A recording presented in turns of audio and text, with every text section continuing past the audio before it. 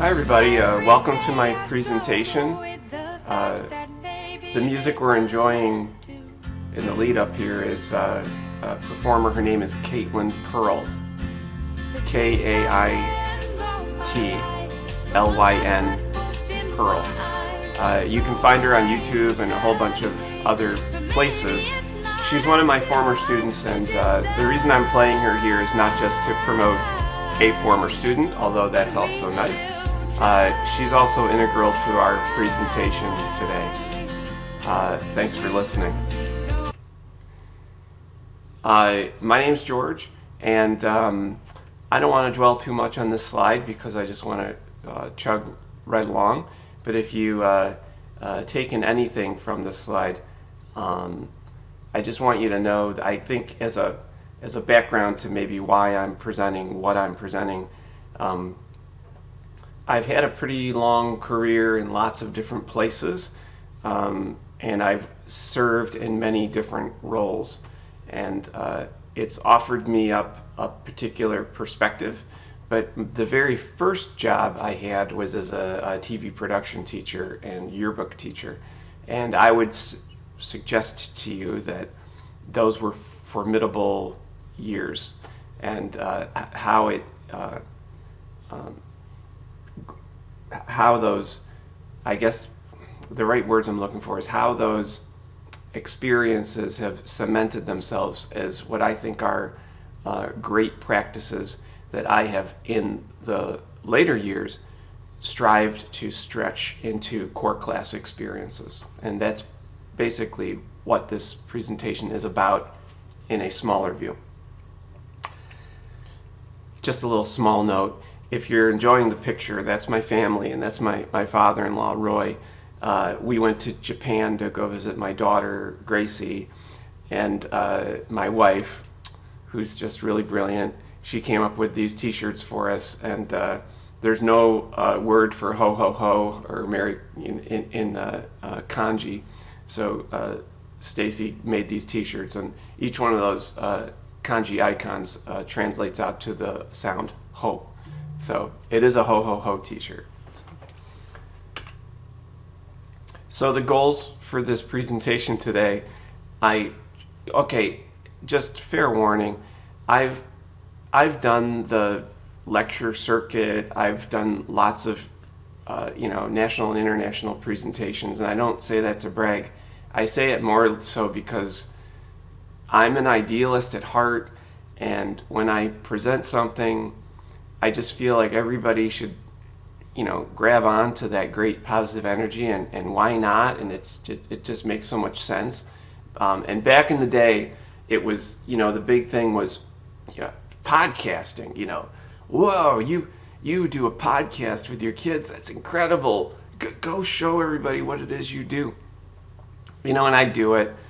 Or there was one presentation I did where I pretended to be an alien all year, and I would send kids journals of my exploits, learning about human culture, but all my writing had typos in it. So the kids had to correct my journal, and at the end of the year I visited the classroom, and it made a big to-do, and everybody's like, oh, you got to present that. So I would do these presentations. And by and large, the experience was, George, this is great. You work so hard. I'll never do that. So, I guess part of me has grown in that I mostly just want to engage your imagination a little bit and just get you thinking about your own practice, and how you might be a little better, tomorrow than where you were yesterday. That's really my goal. And to frame this under the title, are there universal best practices that go across all different types of classes?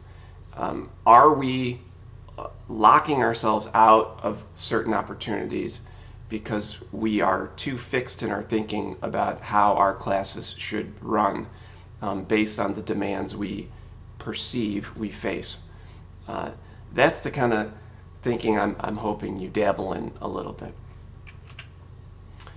I love pulling in things from from places that aren't really in my wheelhouse. And my wife is a vice president at Intuit, and I'm often picking her brain on how they tee up conversations. And I really love this particular video that they showed in one of her trainings. It has to just do with how you perceive your sense of team, and how team has some impact on how you identify in terms of the practices that you put out in the classroom. So just as a thinking exercise, what's your team at work? What's your team?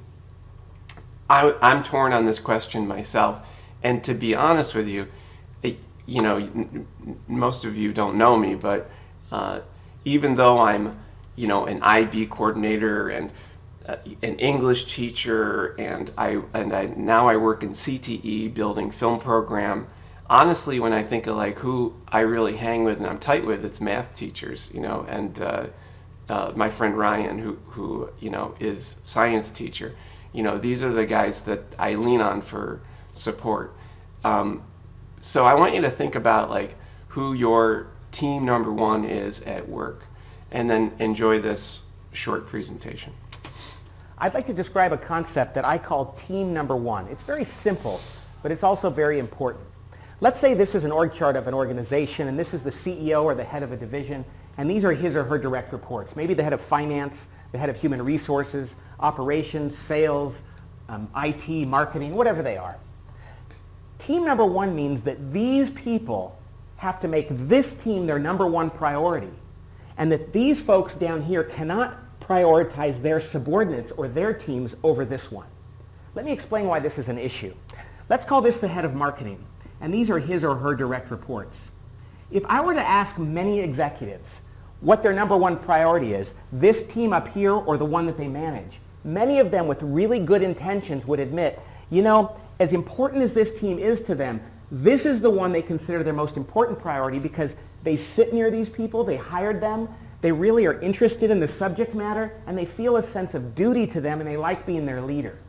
Now, as natural and common as that is, it's actually very dangerous, because when these people prioritize this group down here, this team becomes like the United Nations or Congress, where people are coming to meetings and lobbying for their constituents rather than looking out for the greater good. What has to happen instead is all of these people have to make it very clear that they will do what is right for the company or the organization more than their direct reports. Now, some people will say, well, where does that leave these people? Well, the fact of the matter is the people who suffer most when we don't have team number one working correctly are these people who are left to fight bloody and unwinnable battles with their colleagues in other departments because their leaders are not working together. So team number one not only serves the greater good, but it allows these people down further into the organization to have a clearer sense of what they need to do and an opportunity to succeed. So again, that presentation is really not part of education, and yet maybe you heard something in there that resonated with you.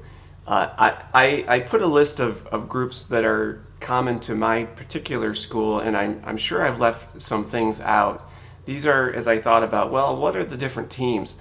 And I even came up with a weird team, my lunch team, The only thing I would say is if you're on the kids team, that's cheating. That's cheating. You got to choose a team, like a team of adults that you work with. That's the idea. If you choose the kids, that's kind of you saying, I don't work with anybody. You got to be in a team somewhere. I like what this video had to say. I don't know if you saw in the bio, but I did improv comedy for years, and an idea of improvisational comedy, and if you're not familiar with it, it's where you make up scenes on the spot, based on audience suggestion. One of the tenets of that is that your job is to make your scene partner look good. That if you always approach that scene trying to not be the joke, but try to create opportunities for your partner to shine, in a funny way, then you will naturally be gifted, because your scene partner is also ideally trying to make you look good, and the whole thing is we're trying to lift each other up. And I know that I translate that whenever I work for a new boss. I typically say, look, my goal is to help you look as good as possible. I think I say something pretty much like that, and it comes right from improv. That as long as I'm doing things that help that leadership team succeed, I will succeed in the things that I'm doing. So I hear a lot of that in that particular video. As I think about what connects us, there's, in California they got a committee called WASC. So that's the thing we're all accountable to, but that's super boring, at the end of the day. I'm leaning on my IB training a little bit, and as a coordinator, these are things that I see that IB promotes as central to its program, that are things that I think if you sat down with a bunch of different teaching groups, they would agree that these are things that resonate with them, that are important, that are worth fighting for. At the top of this list, not to waste your time going through all the different philosophies here, but approaches to teaching, and that's kind of where this whole presentation sits. That there are certain approaches to teaching. For example, if you're familiar with High Tech High, High Tech High aligns itself based on project-based learning. When I was coming from Virginia to California, and I'm like a huge project-based guy, so I thought for sure I would get a job at High Tech High. I was in Virginia interviewing, and they asked me, what's your feeling about writing instruction? And I said, well, I have to admit, I'm super into projects, but when it comes to writing instruction, sometimes the kids just need a lot of that, instruction. And they're like, yeah, it was good talking to you. Bye, And it was like, sorry, we're more like a, if I was like a 60-40 complement of projects versus instruction, they were looking more like for a 90-10 mix. But you can find team in people that are like-minded in your approach to teaching, whether it's project-based learning or whatever it happens to be. Approaches to learning is more like we all agree that kids learn through, and this is kind of a COVID thing, socialization, right? Communication, research, thinking, reflection, being able to sit back and think about what it is they just did and what they want to do next, and on and on and on. In IB, we look at character goals. We call it the IB learner profile. And in my short tenure as a coordinator, and we are a school that is just emerging as an IB school, the thing that really brings us together more than anything is this concept of character, and that these are worthy goals that are worth sticking a flag down and saying, this is the thing in my class that I value most. So I think at the end of the day, it's character that is going to maybe form my particular IB installation more than anything else, and connect those groups. So I guess in a larger view of this whole thing, you might not even think of this as elective versus traditional. You could frame this whole presentation as executive leadership versus departmental leadership, or pick and choose your frame. I'm using elective versus traditional because it's kind of easy to talk about. I sat down with some of my students. We have a period in class called advisory. So these are just where you get to counsel kids and talk about things. So this was a pretty natural conversation in the lead up to this presentation. We spent a little time talking about what their feelings were on being in an elective class versus being in a traditional class, and if they felt there was a difference at all. And they had some opinions. So I wanted to share with you a piece of that conversation, and I did break out some of their thoughts in the chart beside it. I think in a traditional class, a lot of the times they're pushing to, okay, I need to be at least on chapter 5 by November. It's a big push for that. Like, especially in a lot of math classes and everything. They're trying to stay on the same pace and on the same level as a lot of these other math classes and everything like that. Talk about like the the curriculum or something about that. Like in regular classes, you have this set schedule and you have to like meet it. But then in film, and it like feels like work. Like it just feels like you have to like do all this work. But in like film and stuff, like I feel like it's not work. It's more like fun. Big one too. Because it's like never once in my entire life have I ever met like a genuine writer in a writing class. Like never once have they ever brought like, hey, this is an author, this is a viable place in your, like you could do this when you're older. If you push yourself and you're really adamant about it, you could do this when you're older and you could be making X, Y, and Z money and you could be doing whatever. And I think that's what makes our metal and ag program and everything like that so good, is because they bring in people. Yeah, they used to do that in like middle schools for like career day and stuff, but like they don't do that kind of stuff now, in like high school. Backtracking a little bit, I was kind of thinking about, going back to the differences between the two traditional classrooms and elective. Yeah. I feel a big difference, and the reason why, our auto shop, metal shop, and even film class have been so successful is because you don't necessarily treat us like children. You don't treat us like we're necessarily learning. You treat us like, here's your tools, here's whatever you need, and if you could do it, do it. If you can't, of course I'll help you, but I feel that that's a big difference in even the way the classes are run. So, okay, voice of the students and did not prime their pump at all. That's just how they kind of saw it, those particular kids. I'm not saying those are, that's truth, but, in IB we look at the ways in which we look at truth, and certainly perception is a big one, how we perceive the way certain classes work.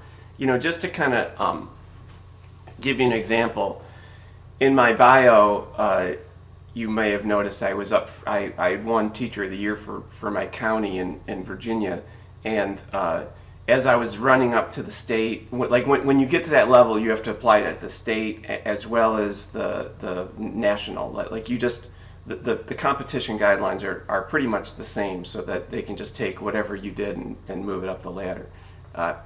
So I paid attention. I did not win the state. I mostly wanted to win because I wanted to meet, above all else, Barack Obama at the time, but it did not happen. But I did pay attention to the contest as it went forward. The teacher who won was an English teacher I think she was in Maine, and she had converted her English department into collegial type classes. So instead of English 1, 2, 3, 4, those kids took survival literature, apocalyptic literature, women in literature. It's like they figured, they took those teachers and said, hey, you teach English 9, but what are you really like into? What's the thing you're passionate about? And those teachers got to design their own courses.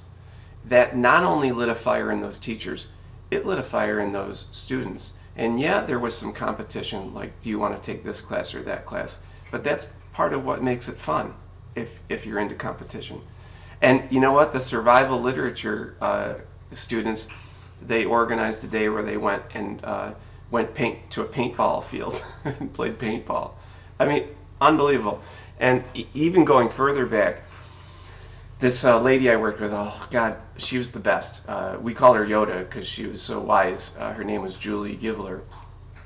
So Julie, this was back in the late 70s.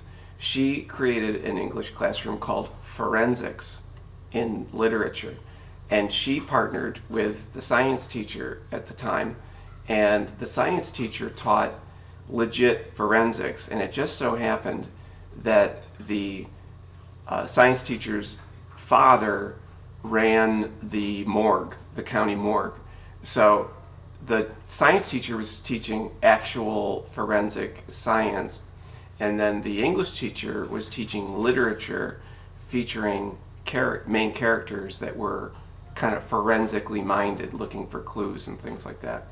The kids loved it, and it included a trip to the morgue, believe it or not. To a certain degree, I just say this because if you listen to those students, they believe we have ceded the fun to the elective classes, right? Or the idea that the elective class is about something bigger. The traditional classes are about getting through chapter 5. I reject that idea completely. I think we have allowed ourselves to let that ground be lost, and all it takes is somebody going, no, this is what I really would like to do to hook the kids in. And you'd be amazed at, in my walk, never, cross my fingers, never have I faced executive level resistance or departmental resistance. If I said I wanted the kids to do podcasting, they helped me get the gear. If I said I wanted to do a goofy year-long project on happiness research, they're like, that sounds pretty wild. If I said I want to do a class without grading, and I just want to do standards-based grading, I got nothing but encouragement. So I would say, even if you are in a area where you fear maybe some departmental resistance, you might find yourself happily surprised to find that just like the way we kind of, and I tell students this, if what a teacher wants more than anything is a kid who cares. And if you don't like a particular project, if you find it's boring, find a different way to approach it and ask the teacher if you can do it this way. I guarantee you 9 times out of 10 that teacher's going to say, that's awesome, run with that. Because we want those kids to engage. It's the same with, I believe, that executive level of leadership dealing with the people that are, in the classroom. So,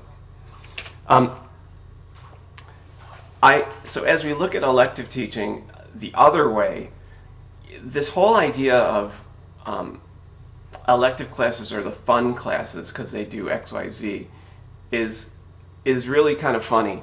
And I wanted to sit down with somebody that I thought could give you guys a little bit of a different view. If you've never really spent time with elective teachers or in this I guess range, a CTE teacher, which is a very specific type of elective teacher. They are with career and technology education, a little different than the arts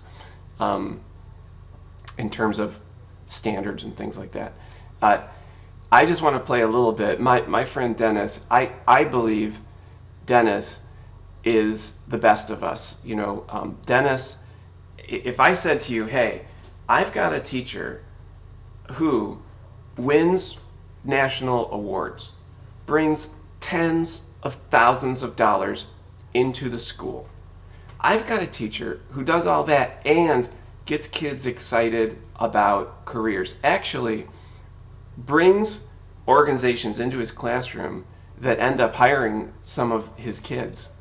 And this is a teacher that actually engages in community and does free things for people that are down on their luck or need a little extra help here and there with their situation so they can get on their way and get going. If I told you that teacher existed, you would be like, that's sort of like that Waiting for Superman book. This guy is Superman. And sometimes, so the question on the side here is, to a certain degree, if I then told you, hey, he's our auto shop teacher, right? There might be a part of you that goes, oh, you know, like, okay, I can't really learn anything from Dennis because what he does is so different than what I do. Like, hey man, I'm in the trenches, you know? Like Dennis is out here teaching a fun class. I wanted you to listen to Dennis because it is so fascinating. And if my grandparents, who they both died, we're of Irish heritage. If they met Dennis, they would tell you he's kissed the Blarney Stone. His gift is being able to speak. So actually, when we sat down, the actual recording of this is probably 45 minutes, and I only needed 3 minutes. So there's a little more than 3 minutes here, but every minute of it is worth your time. So enjoy listening to Dennis, and grab any of the questions around here as you're watching to think and respond to. But I mostly want you to think about, as you listen to Dennis, what are some of the things that you can pull out and say this could apply in what I'm doing in my area. It's a great pleasure to have with me my friend Dennis Johnson. I have a list here of some things. Dennis is here today because I wanted to talk a little bit about the concept of bringing in partners, community, into the classroom and the benefits of integrating community into classroom. Dennis partners strongly with a company called Harbor Freight, which a lot of you may know. He works with a local car detailing company called 360. He has BMW come in as well as Tesla, and Tesla has its own education platform called Tesla University. And both BMW and Tesla are working with Dennis to help bring electric vehicles into his shop so kids can get more experience seeing that piece of it. Dennis, that's just a few. I'm sure you've got more. Yeah, we're been approved to teach the FCA or Chrysler Mopar CAP.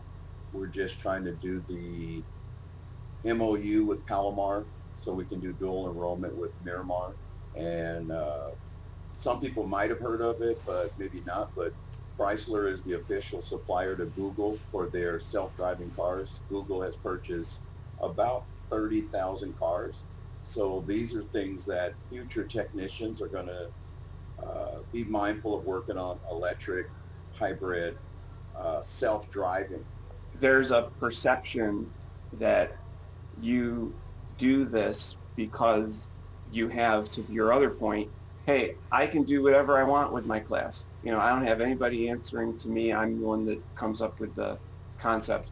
So because I'm in the industry, I'm going to call up my friends and I'm going to do that. But the reality of it is a little bit different in that you actually, can you talk a little bit about the almost requirement or pressure maybe to involve community as a required piece of your course?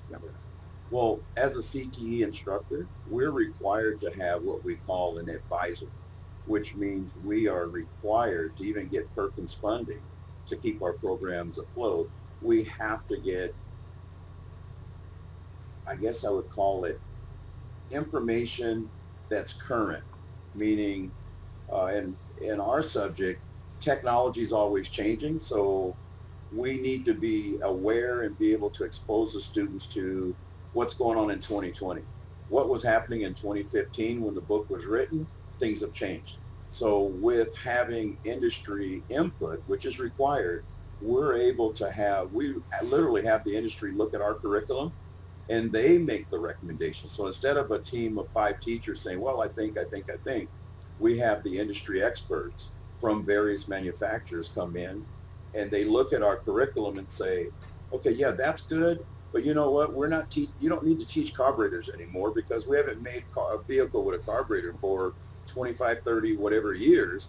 And if you're still teaching that because you like to do it and you're comfortable with it, that's not going to help the student gain employment in where most of the jobs are. Yeah, there's still companies that restore vehicles, but for the most part, that's one job here, one job there.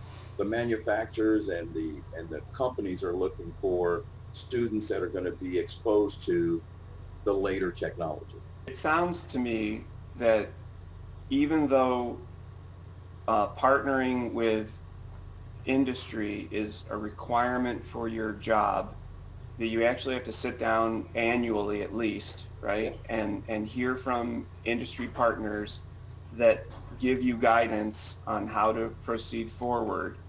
That interaction is very valuable in not just changing the arc of your course, Correct. but it also opens up doors for opportunities that the kids Absolutely. can then take advantage of, whether it's guest speakers or educational opportunities, scholarship opportunities, or professional certifications. That's correct. And in order for me to meet NATEF standards, I'm required to get 20 to 30 hours a year of update training. When you look at elective classes, you tend to go, oh, you know, those elective teachers, they got it kind of easy, in that those kids, they want to be there. Like, I'm teaching 40 kids that don't care at all about writing, that don't care at all about Huck Finn. Like, it's like a fight uphill every day. As we look at it through the lens of community partnerships, Gotcha. do you think bringing in community to your classroom has helped create buy-in with your students? I'll kind of address your statement. The assumption is that everyone that we get in our classes wants to be there. I mean, we know that in current times, it's not that way. We have the same uphill battle that a core teacher has. I mean, a lot of times, I even do a survey. How many of you selected this class? Maybe 75% selected, and the other 25% got placed in because we got to balance the schedule. So we have to try to motivate. It's a challenge. We're trying to motivate 25% that don't want to be there either, with the 75% that wants to be there, with trying to tactically teach a skill while still having rigor with grading and assignments and that kind of thing. So it's, you know, we don't necessarily get to close the door when the bell rings and kick the kids out. Sometimes we're working on something that goes on for the next day. It's a couple weeks. It's a project. So with that freedom comes a lot of challenge. So I'll address that first, but I'll also say, yeah, if you can connect into a student's passion and what they want to do. I'm sure there's English teachers that have a few what we call teachers' pets where they love writing, and you can ignite that passion. But we have to keep in mind that most students in high school are here for socialization, so they're not really sure what they want to do. So our role is to expose them to as many things as possible that maybe can light that candle and go, I never even thought of that before. I didn't even know that was a possibility. So I think the more we do that, forget the subject, the more we get students to look at like a broad canvas of what's available for them, then they'll really start to connect and embrace the courses that help them get there. Really wise words. And you know, you want to talk about who's team number one. I can tell you in my walk with elective teachers and CTE teachers, what Dennis is saying there is resonates with a lot of people in that area, that they're kind of selfless when it comes to their actual pathway. They're very focused on team number one, which is to light a fire in kids in some way, which means give them a wide range of experiences, you know, a general education in its actual definition, and to let kids dabble and experience as much as possible as they try to figure out what it is that they want to do. Absolutely fabulous. Can't say enough good things. If you were watching any of those questions, you know, what are the things that cross over? Certainly, when you look down at that line, community and public presentation is certainly where I was driving the conversation. There's just something about bringing in community, and also something that requires kids to then go out and do something with that community that is life altering for those kids. As we continue to look at this, I also wanted to show you how this practice crosses over great to the core. So if you were listening to that and you did feel some resistance that you know, how could I possibly get through my the pieces of my curriculum if I'm giving ground for some of these things, you know, to invite in guest speakers or to have kids do a community project that requires of me an investment that I just can't say. Like the old thing in English class is independent reading. That if you don't prioritize independent reading in an actual way in the classroom, and you just say, oh yeah, and by the way, you're responsible, and keep a log and turn it in. You know, some kids are going to fudge that, and there's no way that you'll know. You know, if you don't care about it in the classroom, they won't care about it outside of the classroom. So, you know, that's a scary prospect when you're like, well, the kids' scores are already kind of low, or what if you got a bunch of go-getters? You're like, I can't possibly change the chemistry of this class because it's going to put those kids' grades at risk, and the kids that they're competing against in the other, you know, boats on the river, so to speak, the other schools. But I want you to check those assumptions as you listen to my friend Amber.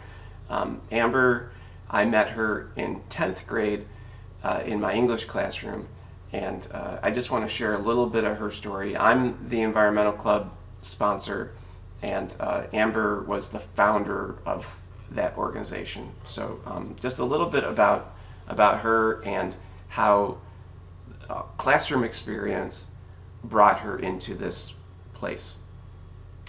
All right, well, here's the story of how the Environmental Club got started, the origins of the Environmental Club. Well, first of all, hello, who am I? My name is Amber Cordova. I graduated in 2019. I'm a Fallbrook High School graduate. I founded the club in fall of 2017 at one of the club rushes, I think. Currently, I attend CSU Monterey Bay, and I have continued my environmental passion into college, which led me to become a member of the Environmental Affairs Committee, which is something that is present at all CSU campuses. Okay, I was just a normal student, and I was a sophomore in high school, and I was in my biology class.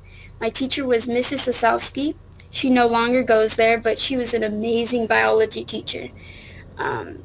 It would have been an honor if you guys met her. Anyways, she had invited this nonprofit organization called I Love a Clean San Diego, also known as ILA-CSD. And they came to our class and they presented the impacts of single-use plastics and pollution and how humans have a negative impact on the environment.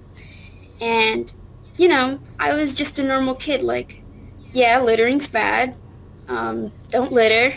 I know the basics, but this moment in school, this presentation changed my life because I learned about how negative humans are impacting the environment, and it really opened doors for me. And so here's also an image right here of the club in 2017 collaborating with I Love a Clean San Diego.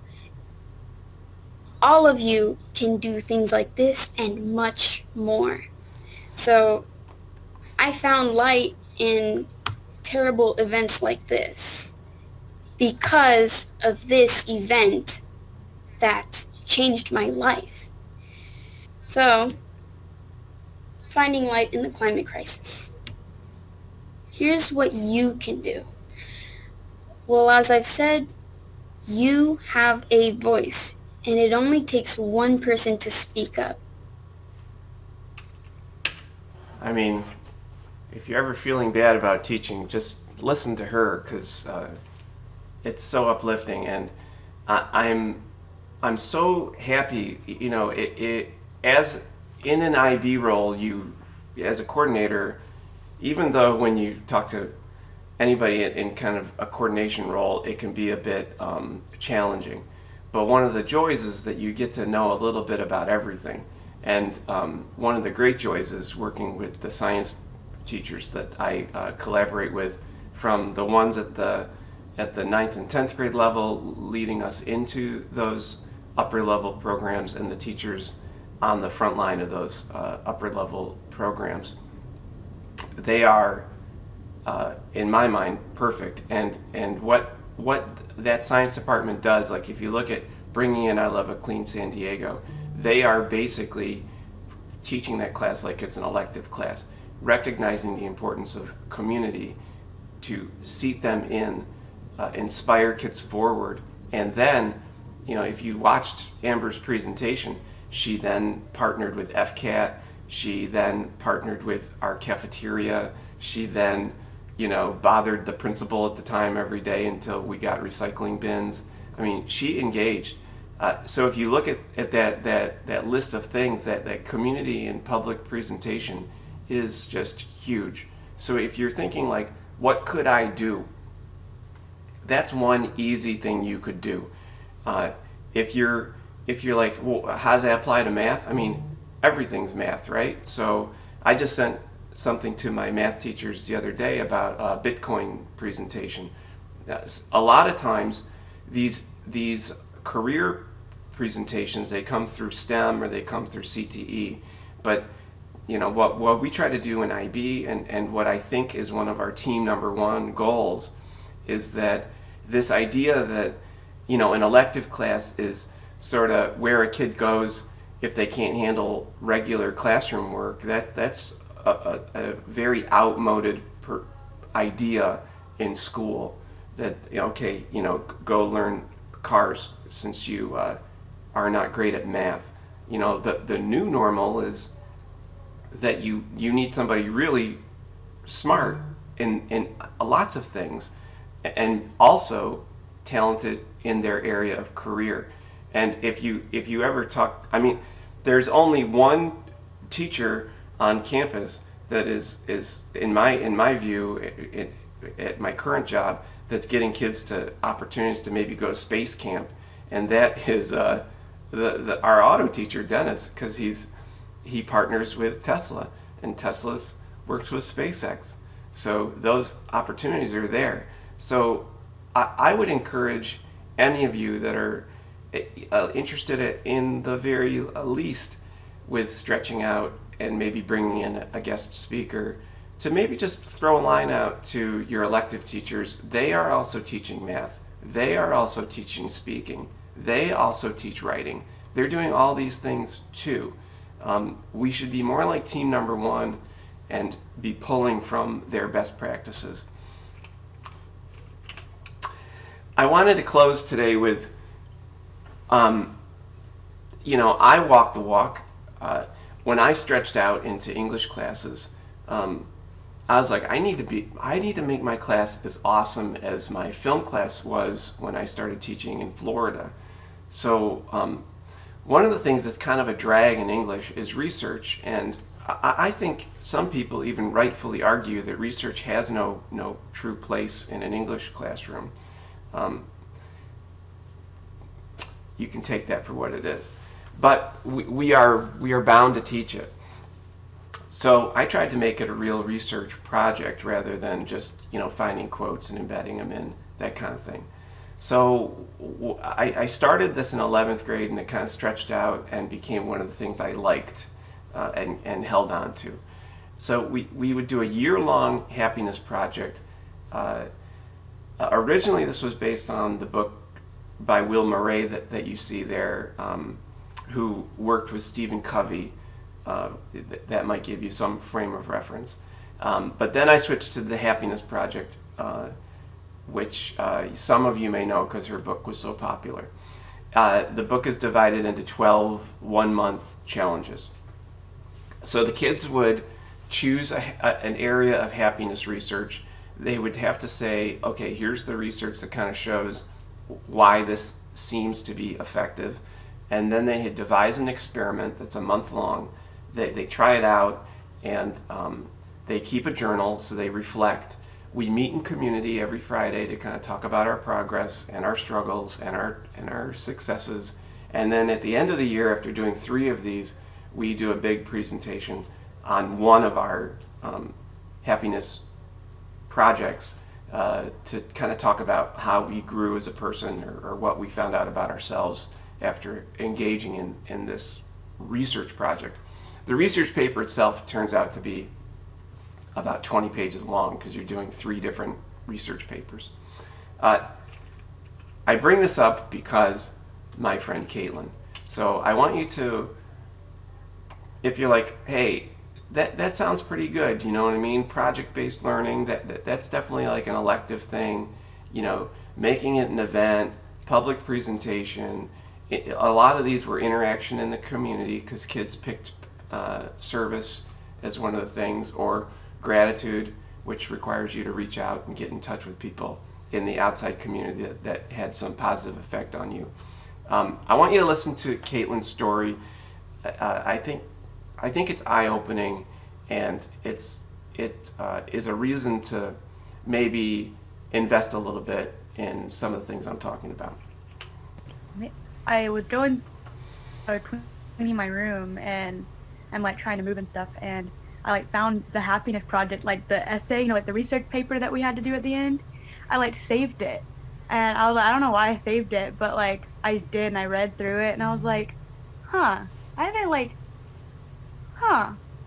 maybe I should email him. And I was like, I went on the website, like I was like, hopefully he's still at Fallbrook. So I didn't. The project was actually hard for me. The first 2 things that we had to do, I did not do good on them. My first one was tracking my sleep, and to this day I can't tell you that worked for me because I still have a horrible sleep schedule.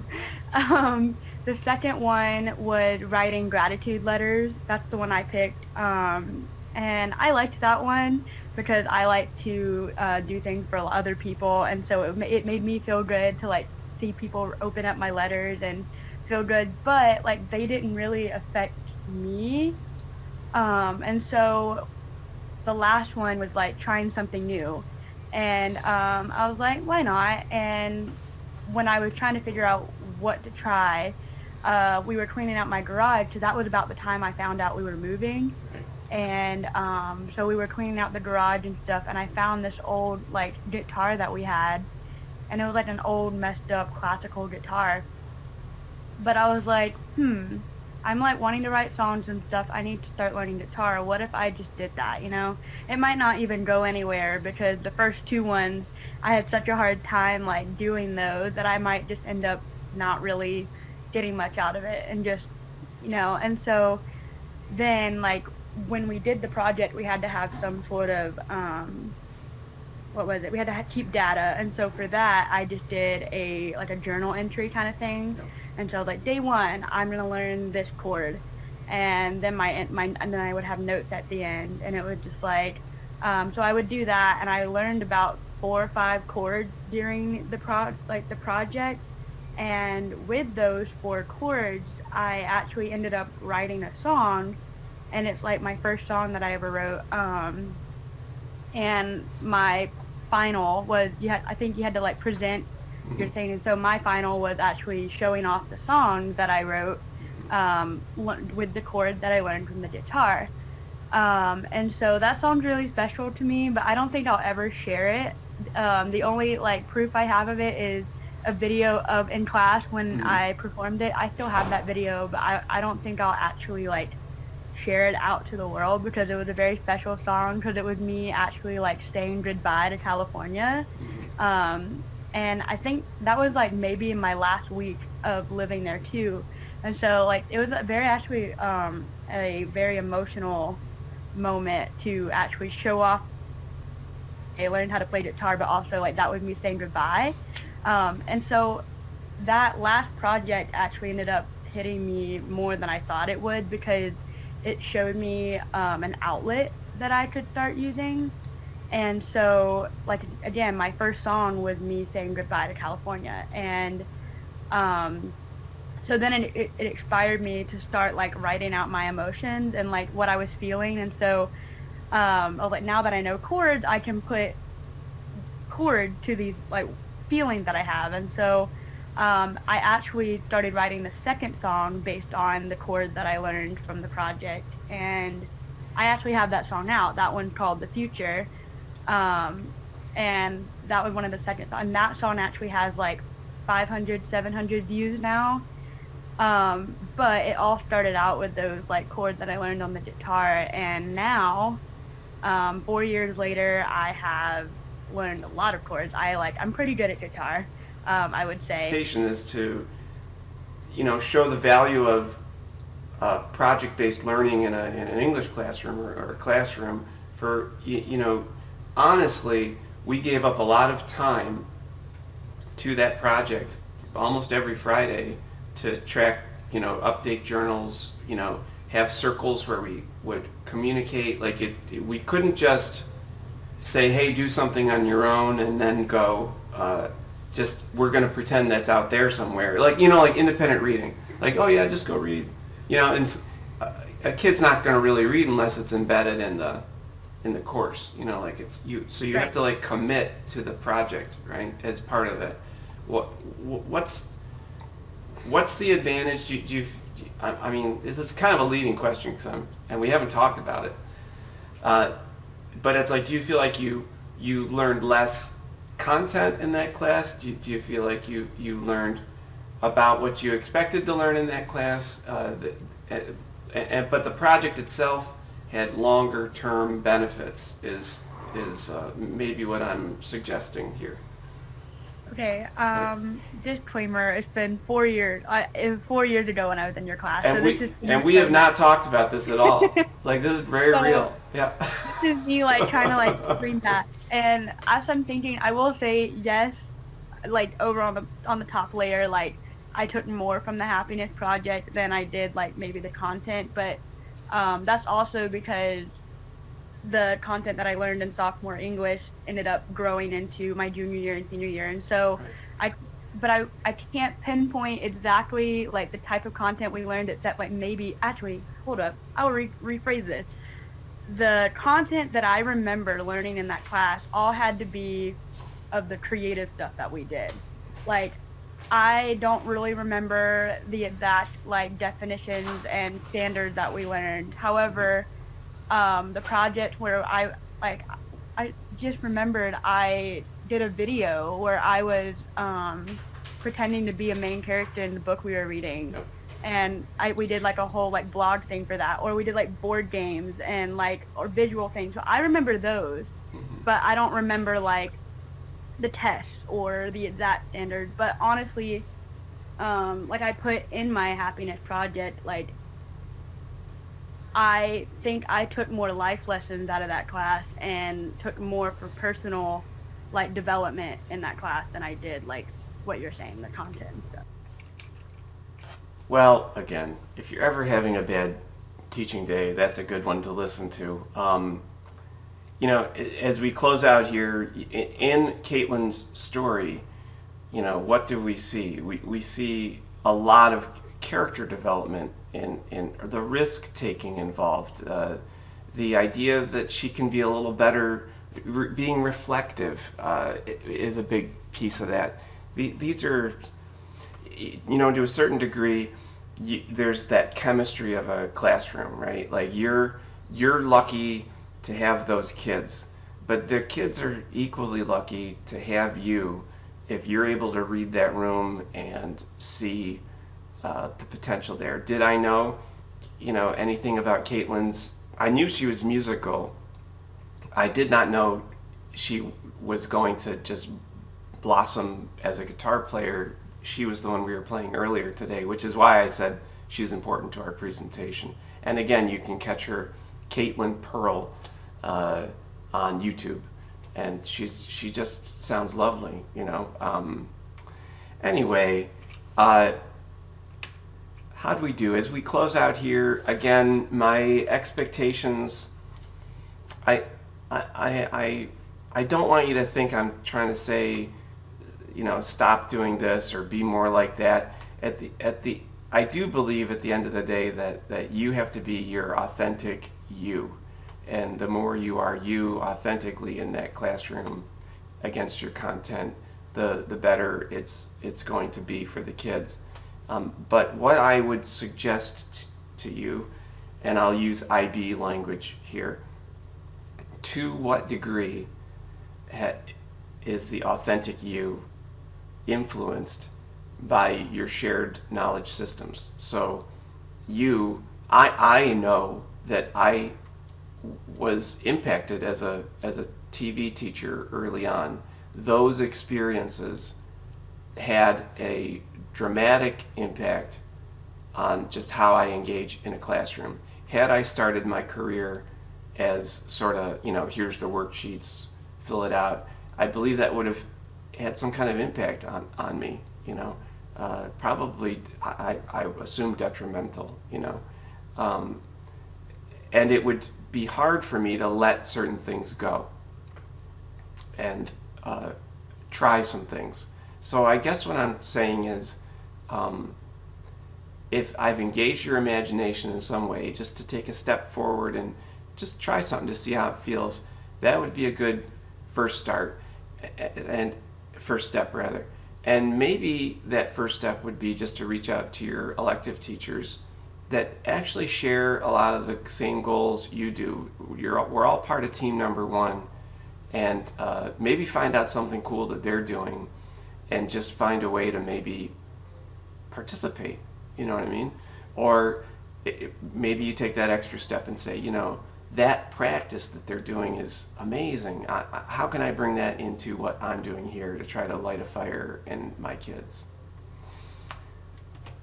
I want to leave you with this and just say thank you. This is my class that year that I taught Caitlin, and if you look to, I guess it would be her right, that person there is Amber. So I didn't realize that until after this presentation was over, that they had that connection. But I'm so proud of them, and so many kids in this particular picture. They have already in 4 years done amazing things. I do try and keep in touch with a lot of them. It's been a joy to build this, even though I'm doing 8 billion other things. It gave me a chance to brag about my school, which I love very much, and reach out to some people that I just adore, and just rather than listen to me talk all the time, just listen to them, because I've been listening to them, and I'm inspired by them, and I hope you were too. Thanks very much.